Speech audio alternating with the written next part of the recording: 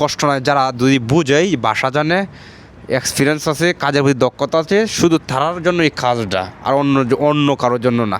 কিন্তু আপনারা অনেকেই ফেসবুক, ইউটিউব, টিকটক এগুলো দেখে ইজিলিভাবে আয় পড়বেন সৌদি আরবে আবেগের বসে, কিন্তু এগুলো যতটা সহজ ভাবতেছেন দেশে বসে থেকে, অতটা সহজ হবে না সৌদি আরবে।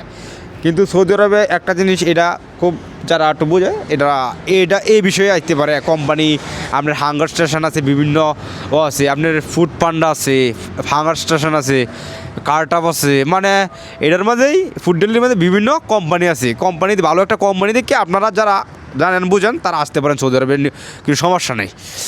কিন্তু আসার আগে নিশ্চয় যাচাই বাছাই করে আসেন ভালো একটা এজেন্সি থেকে, আপনার যে দালালের হাতে টাকা টুকা উল্টা পাল্টা দিয়ে প্রতারিত হবেন।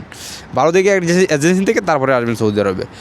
আর সৌদি আরবে বর্তমানে আপনার পরিস্থিতি অন্য দেশের থেকে তুলনামূলক খুবই খারাপ, খুবই খারাপ।